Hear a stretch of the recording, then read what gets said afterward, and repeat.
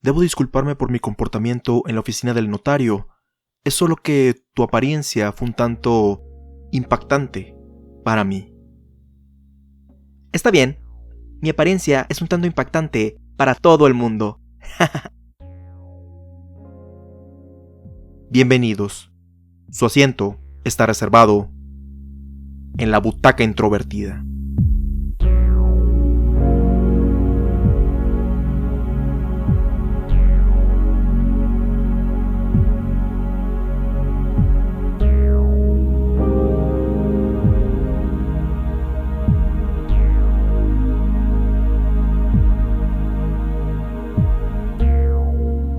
Elvira, Mistress of the Dark, también conocida como Elvira, Misterio de la Oscuridad o Elvira, la Dama de la Oscuridad, es una película estrenada en el año de 1988, escrita por Sam Egan, John Paragon y Cassandra Peterson, basados en el personaje del mismo nombre, creado por Peterson, mientras que la dirección corrió a cargo de James Signorelli. Estelarizada por Cassandra Peterson, Daniel Greene y Eddie McClurg,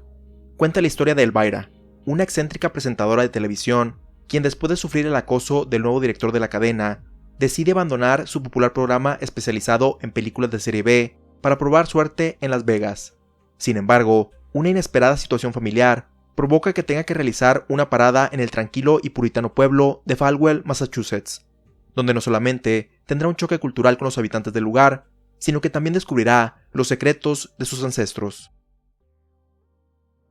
Si estás escuchando este podcast, existe una alta posibilidad de que tengas interés en el mundo del cine. Sin importar si este gusto es leve, moderado o intenso, sea simplemente un hobby o estés estudiando y o trabajando en una producción cinematográfica, en algún punto de tu vida, alguien te introdujo a las obras producidas en el llamado séptimo arte. Pudo haber sido tu madre o tu padre,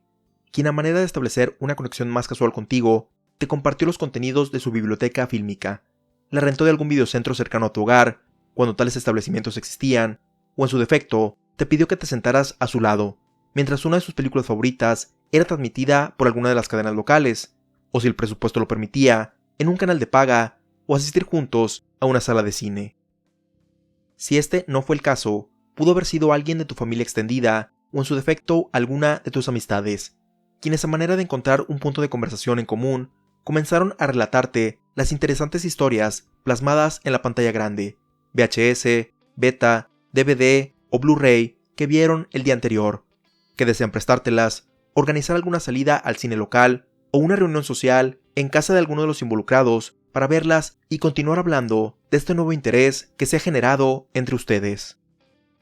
Otra opción es que simplemente en tu tiempo libre de ver televisión desarrollaste naturalmente este gusto, dejando que la programación de tu canal preferido fuera quien te presentara la variedad de cintas que tenían planeado proyectar ese fin de semana, sin ningún tipo de guía, comentario u opinión al respecto de ellas, fuera de que estuvieran agrupadas por ser secuelas de una serie, por género, por la celebración que se diera ese día en particular, o simplemente por cuestiones de negocios de la cadena. Esto claro si creciste en México en los años previos a la proliferación del acceso a internet en los hogares del país, ya que a diferencia de la labor que realizaba Gus Rodríguez para los videojugadores mexicanos en la época de los 90s, no existía una anfitriona o anfitrión de películas establecido que pudiera servirte como guía para conocer de películas más allá de lo que se estrenaba en el cine, o de las particularidades de un género como la acción, el drama o el terror, principalmente de este último, porque raramente se transmitían estas películas en horarios que no alteraran tu ciclo de sueño, y cuando se hacían, estaban editadas de tal manera que retiraban muchos de los aspectos que más atraían a los aficionados a ellas. Pero a diferencia de lo que pasaba aquí, en otros países, principalmente los Estados Unidos, varios canales sí tenían dentro de su programación a una anfitriona o anfitrión que presentara las películas, diera una sinopsis general, aportara comentarios o trivia interesantes durante los cortes comerciales, ejercer algún tipo de veredicto al final de la función, así como agregarle su toque personal con humor para hacer más disfrutable la experiencia, con la intención de que la audiencia se interesara en los tipos de cintas que pasaban en este bloque, normalmente de terror, motivando a que regresaran la siguiente semana o que buscaran trabajos relacionados por su cuenta. Aún con el internet, así como la facilidad que ofrece para buscar, encontrar y ver películas de los nichos más específicos, la necesidad de estos anfitriones no ha desaparecido, sino simplemente se ha transformado y masificado, donde muchos creadores de contenido han tomado esa labor, al generar materiales audiovisuales que les sirvan de guía a su audiencia para conocer más detalles de su película favorita o descubrir una de la cual jamás habían escuchado. E incluso hay quien emula el formato que estas anfitrionas y anfitriones de películas utilizaban en aquel entonces. Aunque en este país no teníamos algo parecido, algunos conocíamos de estos anfitriones porque eran mencionados en programas americanos importados y en películas donde llegaban a aparecer en un cameo. Algunos ejemplos de estos anfitriones de horror o horror host son el actor Vincent Price, el programa Mystery Science Theater 3000, Joe Bob Briggs y por supuesto, la protagonista de la cinta que hablaremos en este episodio. En el desierto a las afueras de California, el ejército estadounidense está enfrascado en una feroz batalla contra seres de otro mundo, la cual logran ganar a pesar de tener bajas en ambos lados, y con esto, la película termina. Es entonces que aparece Elvira, la señora de la oscuridad, para hacer chistes sobre la cinta de bajo presupuesto que acabamos de ver, despedir su programa nocturno, agradecer a su audiencia el haber sintonizado, así como desearles desagradables sueños. Ella se dispone a irse, pero en su camino se topa con la conductora del noticiero, quien le tira un comentario sobre su apariencia, así como con el dueño de la cadena, quien la acosa y la ataca sexualmente, por lo que ella responde a sus agresiones y termina renunciando a su programa, con la intención de enfocarse en la serie de espectáculos que dará en Las Vegas. Lamentablemente, su agente le comenta que hay complicaciones con el hotel en el que se presentará, el cual les está pidiendo $50,000 para financiarlo por parte de Elvira, o de lo contrario, no se llevarán a cabo los shows. Afortunadamente, en ese preciso momento, llega un telegrama donde se indica que Elvira tiene que presentarse ante un notario en Falwell, Massachusetts, para recibir la herencia de su tía abuela Morgana Talbot. Elvira comienza a fantasear sobre su potencial nueva fortuna y el tener la facilidad de financiar su show, por lo que inmediatamente toma su automóvil en camino al pueblo de Falwell. Al llegar ahí, no solo se encuentra con que su tía abuela solamente le dejó un libro de recetas, su perro y su vieja casa, sino que gran parte del pueblo no está muy de acuerdo con que alguien como ella ronde por sus calles, en particular Chastity Paraya, la directora del Club de la Moralidad en Falwell. Aún así, Elvira encuentra aliados en esta ciudad, como los jóvenes, que están un tanto cansados de las estrictas reglas que se manejan en el lugar donde viven, así como Bob, el dueño del cine local, con quien Elvira comienza a desarrollar una relación romántica. En la lectura del testamento se encuentra con otro de sus parientes que no conocía, su tío abuelo Vincent Talbot, quien aunque parece ser alguien de dinero, le insiste a Elvira que le venda el libro de recetas de Morgana, a lo que ella accede. Cuando están por concretar esta transacción, su nuevo perro, Algonquin, a quien para no batallar y hacerlo más moderno rebautiza como Gong, esconde el libro de recetas para evitar que caiga en manos de Vincent, debido a que esconde poderosos secretos. Con la ayuda de la juventud local, Elvira recondiciona y remodela la casa de su tía abuela con la intención de venderla para poder financiar su show. Pero gracias a las maquinaciones y chismes del Club de la Moralidad de Falwell, no solo no puede encontrar a un comprador, sino que tampoco consigue empleo, lo cual entristece profundamente a la expresentadora de películas de horror. Sin embargo, gracias a la ayuda de Bob, logra organizar una función de medianoche para poder obtener algo de fondos, la cual va relativamente bien, ya que convenció a las y los jóvenes de asistir, pero su acto final es saboteado por Patty, debido a que además de que no concuerda con la forma de ser de Elvira, lo hace por venganza debido a que ella está interesada sentimentalmente en Bob. Elvira jura vengarse por esta afrenta, pero antes organiza una cena con Bob en casa de su tía abuela, utilizando de referencia el libro de recetas, y es ahí cuando descubre que su contenido no es necesariamente para la realización de platillos, sino para conjurar una variedad de hechizos, cayendo en cuenta de que esta es la razón por la que Vincent insistía en poseerlo. Utilizando el libro, prepara un encantamiento en forma de un guisado para colocarlo en la mesa de alimentos del picnic anual del Club de la Moralidad de Falwell, con la intención de cobrar su revancha. Chastity Paraya, y en general todos los adultos del pueblo, degustan alegremente este guisado, pero después de un rato, este les provoca un estado de cachondez sobrenatural en todos ellos, por lo que comienzan a desinhibirse y darle rienda suelta a sus impulsos carnales, mientras Elvira los observa muy entretenida. En ese momento, Vincent se le acerca y le hace una última oferta por el libro, pero en esta ocasión Elvira se niega, ya que ahora sabe de su verdadero valor. Al día siguiente, los miembros del Club de la Moralidad están furiosos por los eventos que se dieron lugar en el picnic, culpándose entre ellos por lo atrevidas que resultaron sus acciones, cuando súbitamente llega Vincent a decirles que Elvira fue quien estaba detrás de ello, y les pone sobre la mesa una forma de tomar represalias contra ella, utilizando leyes que datan de finales de los 1600, donde pueden arrestarla y quemarla en la hoguera bajo los cargos de brujería. Tanto los jóvenes como Bob hacen el intento de liberar a Elvira de este terrible destino. Sin embargo, no solamente fallan, sino que Vincent logra hacerse del libro de recetas, adquiriendo un gran poder. En la plaza principal, todo el pueblo se congrega para hacer arder a Elvira y castigarla por los pecados que ellos consideran que cometió, y mientras esto sucede, ella recuerda las palabras que su tía le dijo sobre que el poder está dentro de ella, así como el anillo que le dejó su madre cuando era niña, y con este último, provoca una tormenta que apaga las llamas para poder escapar.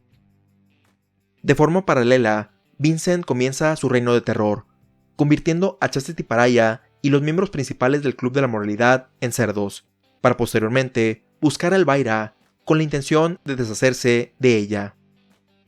Después de una larga lucha y persecución, Elvira logra vencer a su tío, pero pierde la casa de su tía, así como el libro, en el incendio que provocó el conflicto.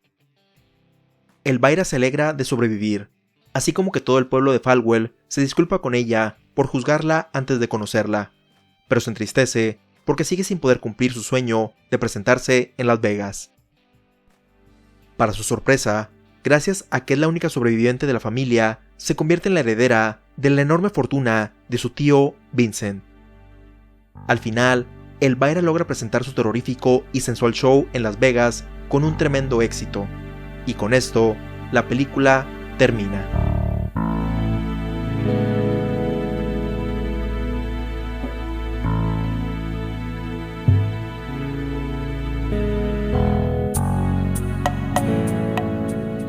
Tal y como mencioné en la introducción del programa, aunque era algo que no existía en los canales locales de México, desde niño ya conocía el concepto de lo que era un horror host, debido a películas como Gremlins 2, The New Batch, donde aparecía alguien similar al abuelo Monster, como uno de los programas de la televisora donde trabaja Billy Peltzer en dicha película. En el caso de Elvira, recuerdo 3 ocasiones particulares donde ella apareció en programas que regularmente consumía durante mi niñez. El primero fue durante los segmentos de live action del Super Mario Bros. Super Show, donde Mario y Luigi recibían a distintas celebridades como clientes de su negocio de plomería, entre los cuales llegaban personalidades como Ervin Magic Johnson, Danica McKellar de Los Años Maravillosos, el monstruo de Frankenstein, el conde Drácula y por supuesto, Elvira, la señora de la oscuridad. El segundo fue años después, cuando le entrevistó el superhéroe transformado en anfitrión de televisión, el fantasma del espacio, en su programa nocturno, El fantasma del espacio de Costa a Costa. El tercero, y quizá más inesperado encuentro, no fue enfrente del televisor de mi casa, sino en la pantalla IMAX del recientemente clausurado Planetario Alpha, durante la función del documental Thrill Ride: The Science of Fun, anunciado aquí simplemente como Vértigo, y que trataba sobre la ciencia detrás de las montañas rusas, así como los simuladores de movimiento. Además de lo interesante que resultaba esta información, uno de los atractivos del formato IMAX para mí yo niño era la sensación de movimiento que se transmitía en las tomas a alta velocidad, que me hacían sentir como si viajara en una nave por encima de junglas, ciudades o el espacio. Aunque no era muy aficionado de las montañas rusas en ese entonces, y tampoco en la actualidad, me emocionaba ver esa película, porque en mi mente era una forma de experimentar de manera segura esas atracciones, por lo que anticipaba el poder ir a ver este documental en cuanto se anunció. Lo que no anticipaba es que cerca del final de la función, casi exactamente a los 29 minutos de los 35 que duraba, en el segmento de una simulación de una montaña rusa con temática de terror, iba a toparme literalmente cara a cara con Elvira, con el propósito de explicar cómo integrar a una persona real con las gráficas generadas por computadora utilizando la pantalla verde. En retrospectiva, quizá debió de ser obvio, ya que además de que esa simulación de montaña rusa encaja con su imagen, aún a finales de los años 90, su personaje continuaba siendo popular. Aunque Elvira sigue activa en la actualidad, tanto en algunas apariciones televisivas, aportando su voz en series y películas animadas, así como en sus redes sociales, siento que es importante dar una pequeña semblanza sobre su personaje. A principios de los años 70, existió un programa llamado Fright Night, conducido por el horror host Sinister Seymour, interpretado por Larry Vincent, dentro del cual se presentaban cintas de horror y ciencia ficción. Seymour utilizaba un vestuario similar al del personaje de cómics The Shadow, y como es costumbre para este tipo de anfitriones, bromeaba y comentaba sobre las películas que se proyectaban en el programa, el cual gozaba de cierta popularidad. Lamentablemente, en 1975, Larry Vincent fallece de cáncer estomacal, y aunque es reemplazado por dos diferentes personajes, los productores comienzan a buscarle uno permanente, que logre conectar con la audiencia aficionada al terror. Para este propósito se lanza una audición, la cual últimamente es ganada por Cassandra Peterson, una actriz, personalidad de radio y bailarina con experiencia en Las Vegas, quien creó un personaje de una sarcástica y satírica Valley Girl, lo que aquí conocemos como chica fresa, con chistes simples y sugestivos innuendos, lo cual agradó a los productores, al punto que le dieron la libertad de crear la imagen de este personaje. Ella decide nombrar a su creación Elvira, Mistress of the Dark, y le da sus ahora icónicos peinado, maquillaje y vestimenta, lo que combinado con lo mostrado en la audición, fue un éxito inmediato con el público del programa Fright Night, conocido a partir de este momento como Movie Macabre. Sin embargo, no todo empezó con el pie derecho, ya que Cassandra se encontró con una demanda por parte de Malia Nurmi, mejor conocida como Vampira, quien era un horror host de los años 50 y quien es tal vez más conocida por su aparición en la cinta Plan 9 from Outer Space. Nurmi acusó a Peterson de copiar su acto y apariencia con cabello y vestido negro, así como tener una piel espectralmente blanca. Afortunadamente para Cassandra Peterson, el jurado no encontró ningún tipo de infracción en los derechos de autor en relación a Vampira, y pudo seguir caracterizando al personaje de Elvira, quien a partir de este momento se convierte en toda una sensación más allá del programa que conducía, con una infinidad de mercancía, las ya mencionadas apariciones en otros programas de televisión, discos, ser referenciada y parodiada en películas como Terror Vision, etc., lo cual tuvo su punto máximo cuando se estrenó su propia película. A diferencia de otros personajes, los derechos de Elvira no le pertenecen a la televisora, sino que son completamente de Cassandra Peterson, quien se sigue manteniendo activa con el personaje en convenciones, cuando estas se podían llevar a cabo, cómics, videos en sus redes sociales o miniseries que reviven el formato de Movie Macabre, así como voces en proyectos animados, siendo el más reciente una película de Scooby-Doo donde interpreta a su popular personaje. Pero el hecho de que un personaje sea popular no significa que se vaya a adaptar con el mismo éxito a otros formatos. Un ejemplo de esto es que, por mucho tiempo, los personajes de historietas batallaron mucho para hacer la transición del papel a la pantalla grande, y aunque si bien en la actualidad dominan las salas de cine, pudiera argumentarse que hasta el estreno de Spider-Man Into the Spider-Verse es la primera vez que se hace una conversión fiel de un formato a otro. Por su parte, los personajes de videojuegos aún no logran arribar de manera satisfactoria al cine, ya que aún no ha existido un filme que adapte satisfactoriamente las historias que podemos experimentar en las consolas. En mi opinión, Mortal Kombat es la que más se ha acercado, ya que aunque no es una obra maestra o revolucionó a la industria, se mantiene bastante fiel a lo presentado en sus diferentes entregas interactivas, además de ser bastante entretenida y no requerir mucho trabajo de la audiencia que no conoce los juegos para entenderle a su trama. En el caso de personajes como Elvira, que solo son presentadores de películas o programas, el reto es ponerlos en situaciones que no solo exploten lo que hace el personaje principal popular con su público, sino que además sea una narrativa interesante y que tenga sentido, ya que de lo contrario se sentirá muy forzada. Y es que en ocasiones no hay suficiente trasfondo del personaje que sirva de base para una película de larga duración. Aún así, existen ejemplos exitosos de películas sobre algún personaje o anfitrión, como Pee-wee's Big Adventure o las películas de Borat. En el caso de Elvira, Mistress of the Dark, aunque la película no fue exitosa con la crítica ni en taquilla, siento que adapta de buena manera al personaje de Elvira, tomando literalmente como punto de partida su trabajo como anfitriona de horror, para de ahí dar pie a los eventos de la historia.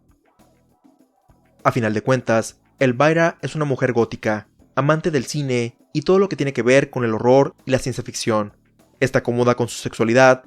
tiene respuestas sarcásticas para todo, hace chistes de doble sentido y cuya forma de vestirse es poco convencional, por lo que naturalmente va a chocar con las muchas comunidades conservadoras que hay a lo largo de Estados Unidos y el mundo, culpándola de querer corromper a la juventud y ser enviada del demonio. En este sentido, pudiéramos comparar a Elvira con la banda de metal Kiss, a quienes cuando era niño escuchaba que le hacían estas acusaciones, cuando en realidad esto solo se basaba en su imagen, ya que el contenido real y sus acciones como tales son de lo más inofensivo que puede existir, así como ser un éxito de marketing en ambos casos. Si bien admito que originalmente el inventarle que tenía una tía a la cual no conocía es un recurso un poco forzado, posteriormente termina por agregarle algunos detalles a la mitología del personaje y es un elemento que propicia el choque cultural como conflicto central de la historia, siendo esta la razón por la que considero interesante esta película. Y es que, como mencionamos hace unos momentos, Elvira no va por la vida, ni mucho menos al pueblo de Falwell, a causar conflictos de ninguna índole, ya que con la mayoría de las personas es amable e incluso se ofrece a ayudarles en la manera que puede. Si acaso en la película se muestra un poco manipuladora cuando chantajea sentimentalmente a la juventud del lugar para que vayan a su función, pero no es una ofensa grave a mi parecer. Y aún así, regularmente se topa con personas que tratan de abusar sexualmente de ella, como el dueño de la cadena al inicio de la cinta, los secuaces de su tío al llegar a Falwell, el agente de bienes raíces, entre otros, así como que le cierran las oportunidades de establecerse en un lugar, o incluso llegan a intentar quemarla en la hoguera, simplemente por la percepción que tienen sobre su persona debido a su apariencia. Esto es curioso, porque Chastity Paraya y el resto del club no parecen tener problemas con el acoso sexual que algunos de los ciudadanos, e incluso miembros de su organización, cometen regularmente, o incluso recibir fondos de alguien corrupto como el tío de Elvira, siempre y cuando su imagen puritana y pulcra se mantenga intacta, llegando al punto de condenar el asesinato para preservarla. Esto último pudiéramos compararlo con la situación que se vive en Estados Unidos en la actualidad, donde una mayoría de los cristianos y conservadores de este país aceptan que una persona corrupta y degenerada por sus propios estándares dirija al país, porque éste sirve sus intereses y les permite justificar su discriminación hacia quienes no entran en su percepción de alguien puro y moral. Y esto también pasa cada vez con más frecuencia en países alrededor del mundo, pero como es el ejemplo más notorio y porque la película se desarrolla en un pueblo conservador norteamericano, es por ello que hago la comparación en particular. En episodios anteriores de este programa hemos mencionado los efectos que tiene el fanatismo de cualquier índole en las personas, donde cada quien toma las bases de esa creencia con las que más se identifica, las internaliza y apropia como su identidad y definición de lo que es una persona virtuosa, con la intención de ser percibida por otros de esa manera, y las defiende a toda costa, ya que reflexionar y aceptar que otra ideología sea válida sería disminuir el valor de la nuestra, y por lo tanto nos hace menos virtuosos frente a los miembros de nuestra congregación, sea religiosa, política o deportiva. Incluso nos puede hacer negar o apenarnos de aspectos de nuestra humanidad que son de lo más normal, como vivir nuestra sexualidad, ya que como ocurre en la cinta, a pesar de que el Club de la Moralidad y habitantes de Falwell disfrutan de los placeres carnales, ayudados por la receta familiar de Elvira, muestran arrepentimiento más por la apariencia que dieron en ese momento que por el hecho en sí, culpando a la persona con la que tuvieron un encuentro físico para no perder su estatus dentro del pueblo. Y es que cuando basamos toda nuestra existencia en juzgarte a ti misma o mismo y a los demás por las apariencias, no dejamos tiempo o espacio para conocer las vivencias y perspectivas de otras personas. Lo que vemos de otros es solamente la punta del iceberg de su historia, la portada de un libro, cuyo contenido, extensión, subidas y bajadas narrativas son imposibles de leer con simplemente ver el peinado, maquillaje, complexión y vestimenta de quien está frente a nosotros. Por supuesto que estas nos pueden dar algunos detalles sobre su edad, estatus social o intereses, pero rara vez será un factor determinante sobre si alguien es o no una buena persona. El caso de Elvira en esta película me recuerda a dos ejemplos que lamentablemente se dan con frecuencia en la vida real. El primero es cómo las personas que usan tatuajes, piercings o el cabello de colores se les niegan oportunidades de trabajo por utilizarlos, aun y que tengan las calificaciones necesarias para el puesto. Por supuesto que esto ha cambiado en los últimos años gracias a las modificaciones a las leyes laborales, pero los prejuicios se siguen manteniendo dentro de la sociedad. En mi propia experiencia, he de aceptar que de más chico también tenía estos prejuicios gracias a mi educación en un hogar y escuela religiosa, así como la información que recibía en la televisión, que me decía que las personas que las portaban eran malas. Más adelante en mi vida, me di cuenta de lo erróneas que eran esas creencias, al conocer a todo tipo de gente a lo largo de mi educación y en ambientes de trabajo, donde me encontré que algunas de las personas más empáticas, sinceras, responsables y dedicadas que conozco, utilizaban tatuajes, piercings o cabello pintado en algún momento de sus vidas, así como personas violentas, hipócritas, interesadas y egoístas, escondiendo todas estas conductas bajo la apariencia de alguien que se viste de manera aceptada por la sociedad. La conclusión de esta experiencia personal es que lo que hace una persona buena es simplemente ser una persona buena con ella misma y quienes la rodean. El segundo ejemplo que me vino a la mente durante la película es el acoso sexual que tristemente sufren las mujeres desde muy temprana edad y, en muchas ocasiones, diariamente, el cual sus agresores buscan justificarse argumentando que la víctima los provocó porque estaban utilizando una vestimenta que revelaba ciertas partes de su cuerpo. Este, por supuesto, es un argumento débil, ya que asume que la persona que las viste lo hace exclusivamente pensando en provocar este comportamiento en otros y que realmente disfruta de este acoso y abuso, solo que no lo admite. La realidad es que la forma en que alguien se viste tiene más que ver con una combinación de comodidad y empoderamiento, y que en caso de querer atraer la atención, regularmente es de alguien específico que nos agrada románticamente, o para lidiar de mejor manera posible con el clima de ese día, comunicar alguno de nuestros intereses, o porque estamos contractualmente obligados en nuestro trabajo a vestirnos así. Al menos, estos son los criterios que tomo en cuenta para elegir mis vestimentas, y que así como no tengo por qué justificarlas con nadie más, no tengo por qué exigirle explicaciones a alguien más sobre las suyas, o sentirme con el derecho de gritarles y juzgarles abiertamente en las calles. Entonces, quienes justifican su acoso y abuso diciendo que la víctima se lo buscó por su forma de vestir, prefieren hacer esto para librarse de culpas, en lugar de reflexionar si sus creencias y educación recibidas al respecto de cómo interactuar con quien se sienten atraídos físicamente son en realidad dañinas. Tristemente, esta reflexión se dificulta cuando ven que ese comportamiento es aceptado tanto por los miembros prominentes de su comunidad, ignorado por quienes deben de encargarse de reprenderlo y educarlo, así como ser reforzado por el tipo de entretenimiento que consumen en la televisión o en el cine, ya que si vemos que los adultos gritan improperios a mujeres en la calle, que otras mujeres las acusan de inmorales por su ropa, y luego vemos que en películas y series los personajes femeninos terminan siendo pareja del protagonista, a pesar de que en algún momento de la historia las agredió física y verbalmente, las justificaciones para replicar estas conductas se van cocinando en la mente de quienes absorben esta información.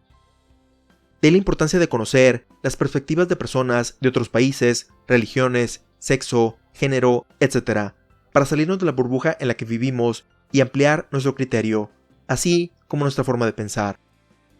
Sin embargo, por diferentes circunstancias, es difícil conocer otras culturas, ya sea porque vivimos en una comunidad cerrada, donde no hay muchos inmigrantes, o porque nosotros no contamos con las posibilidades de viajar, razón por la cual es que se hace el hincapié en la representación dentro del cine, así como en tener una mayor accesibilidad a cine que se hace fuera de Hollywood, ya que las películas, aunque por sí solas no van a resolver los problemas del mundo, son una ventana con la que podemos conocer y empatizar con las historias de personas y países que están en lados opuestos del mundo. Ahora, quien haya visto esta película podrá decir que contribuye a seguir perpetuando estas conductas, no tanto por Elvira misma, sino en la manera en la que la cámara la trata.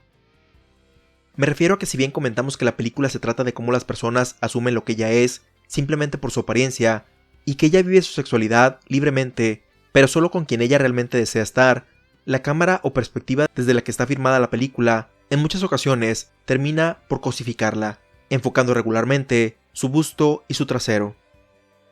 La definición de cosificación es el reducir a la condición de cosa a una persona, y en particular, la cosificación sexual ocurre cuando se ve a una persona solamente como un objeto sexual, y sucede cuando se separan los atributos sexuales y la belleza física del resto de la personalidad y existencia como individuo, reduciendo los atributos a instrumentos de placer para otra persona. Sin embargo, existen varios puntos que siento hace bien la película para combatir esto. Por un lado, es que todos aquellos que acosan sexualmente a Elvira son retratados como los malos de la película, además de que no se tolera su conducta, como el dueño de la televisora al inicio, o son castigados por sus acciones, como la gente de bienes raíces y los secuaces de su tío. Por otra parte, Bob, su interés amoroso, en todo momento se muestra muy respetuoso con ella y es el primero que la acepta tal y como es, de manera que en ningún momento se cruzan las líneas de que para estar en una relación con una mujer se necesita ser un patán. Y por último, es el hecho de que Cassandra Peterson, quien le da vida a Elvira, al tener el completo control creativo del personaje, todo tiene que ser aprobado por ella para que se lleve a cabo, por lo que podemos asegurar que ella estaba de acuerdo con la manera en la que la película fue filmada. Este punto es importante en este tipo de situaciones para determinar si quien interpreta al personaje en una película, o incluso quien publica material con contenido sexual, está siendo empoderada, y dio el consentimiento total para la obra, ya que de lo contrario, si no cuenta con el control creativo de la operación, pudiera entrar la duda si está completamente de acuerdo con la forma en la que fue retratada o retratado, o con mostrar partes de su cuerpo. Un ejemplo que se me viene a la mente de esto último es en la cinta Always Shine, de la cual hablamos hace algunos episodios,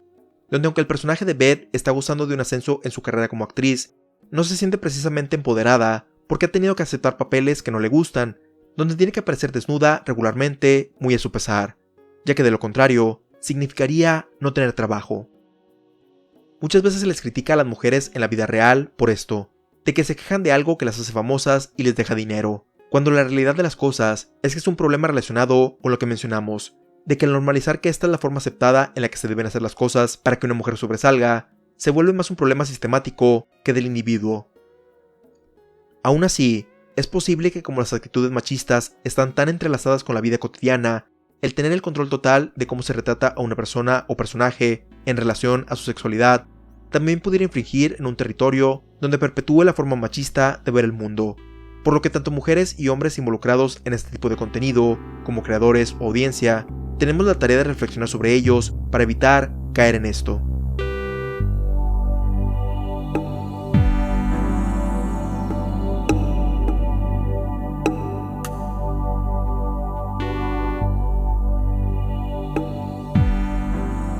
La persona que nos introdujo al mundo del cine regularmente será alguien memorable para nosotros, ya sea un familiar, amistad, compañeros de trabajo o incluso una personalidad de televisión, tal y como Elvira hizo con varias personas en su momento, e incluso en la actualidad, al mantener al personaje activo en convenciones y en redes sociales. Si bien, aunque no considero que su película Elvira, Mistress of the Dark sea una obra maestra, me parece bastante entretenida, ya que no solo adapta muy bien la esencia de su personaje, sino que incluso le añade algunos aspectos a su mitología, e incluso plantea temas interesantes sobre el no juzgar a los demás por su apariencia, la hipocresía de algunos grupos moralistas que no tienen problemas con aceptar fondos de fuentes corruptas con tal de lograr sus objetivos, así como reflexionar sobre la delgada línea entre cosificar y empoderar a un personaje, que dentro de todo logra inclinarse más por el segundo.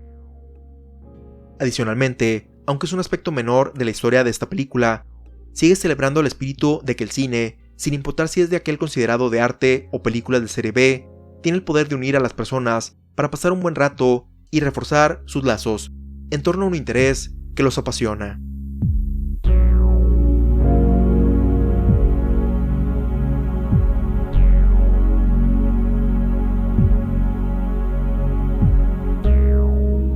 Te recordamos que puedes compartirnos tus opiniones, ideas, sugerencias y o comentarios sobre Elvira, Mistress of the Dark,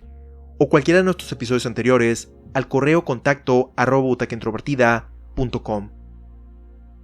También puedes escuchar todos los episodios en butacaintrovertida.com, Anchor, Spotify, Apple Podcasts, Google Podcasts, TuneIn, Overcast, Pocket Cast, entre otros, así como tener notificaciones de cuando se publican, suscribiéndote en esas plataformas, nuestro RSS o en las redes sociales oficiales del programa, facebook.com/butacaintrovertida, instagram.com/butacaintrovertida y twitter.com/b-introvertida.